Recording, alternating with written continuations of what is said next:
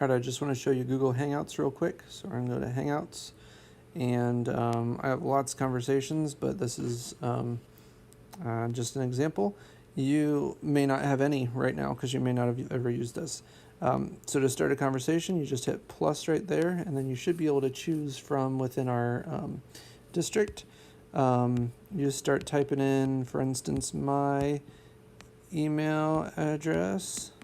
Okay, and the one you're going to want is Andrew_Wilkins at nobl.k12.in.us. Obviously, this is showing up for me, but that's because it's a really old address that I still have in my contacts for myself. So you want the one that's like yours at noble.k12.in.us. And then you can start a conversation with me. It's pretty simple. You can also do that with your peers. Remember, this is tracked just like email is tracked, so you will need to be super school appropriate when using it.